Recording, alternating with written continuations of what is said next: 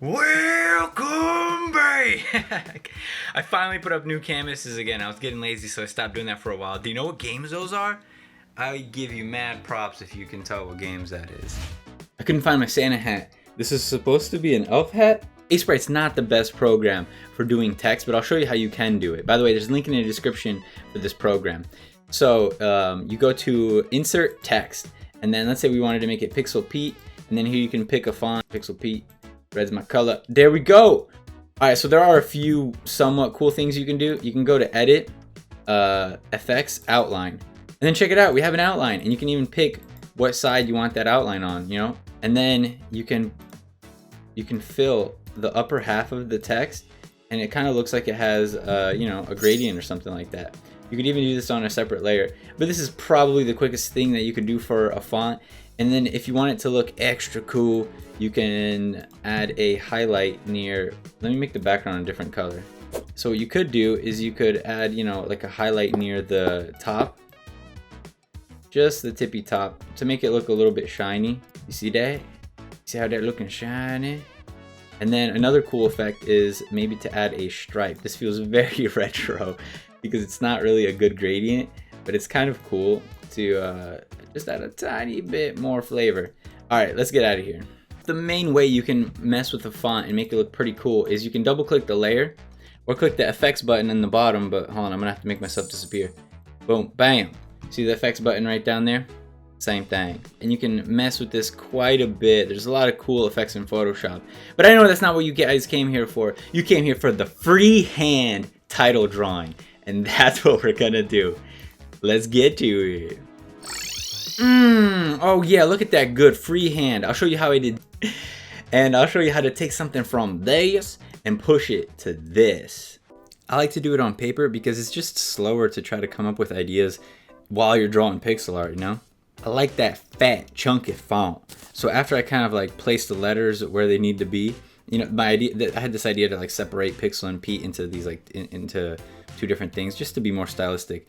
But anyway, once I made one like letter fat, I decided to give it a glare in that gradient I showed you earlier. You don't want to fall in love with the first design. It's about quick iteration. Try stuff very fast and see what it looks like. So for example, I decided, you know what, I should do an outline all around the letter. And instead of just like a shadow on the bottom, an outline around the entire letter would look great. And then I started messing with different shapes for the P. I didn't just fall in love with the first one. So something that I like to do is like to put a glare at the top and the bottom. It just looks like there's multiple light sources, but you don't want to make it the same color. So as you can see, the highlight near the bottom is yellow. And then I was messing with a second outline, and I decided, you know what, don't do that yet. Let's see what all the letters will look like in this style. So I decided to start filling out the other letters. As you can see, I erased the previous letter because it was just a placeholder. I want these letters to be close to each other and be fat and chunky. They gotta occupy a very specific space. And I might decide that, you know what, there's not enough pixel density here and have to scale up, which is why you don't want everything to be super detailed just yet, because you might scale up, scale down, and move things around quite a bit. You have to pretend like you're sketching using pixel art. You know what I mean?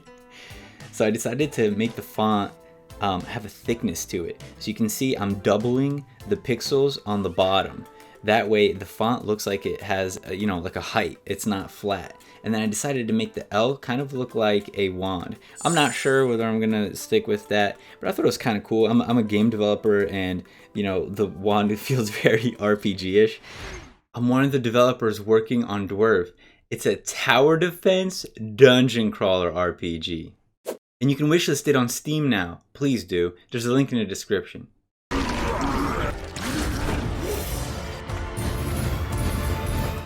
But I couldn't decide on the size of it because I don't want the top squiggle to be so big that it doesn't even look like an L anymore, or it starts to look like an I, you know? So that was kind of tricky.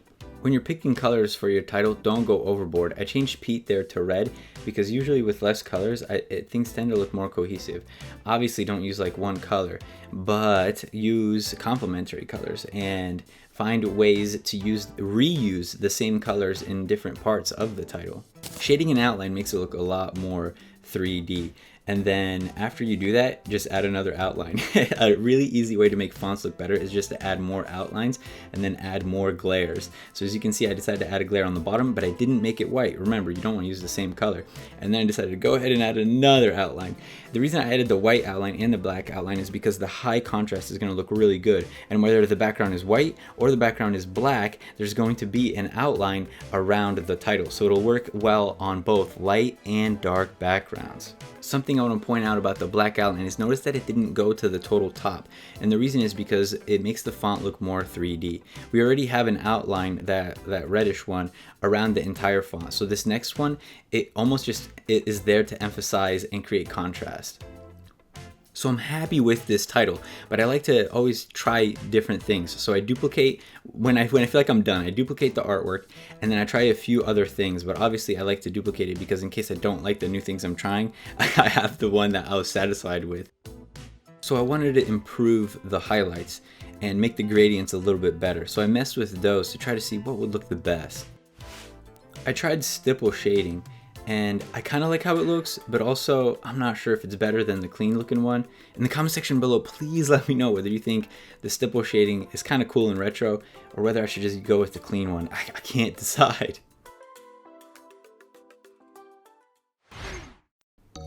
This video is sponsored by Skillshare.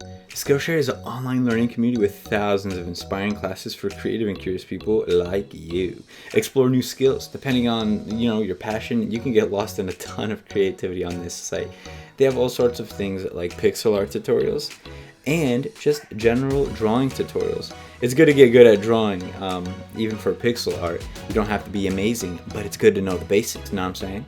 Skillshare is under $10 a month, and the first 1,000 people to use the link in the description will get a free trial of Skillshare Premium. I'll see you guys next time.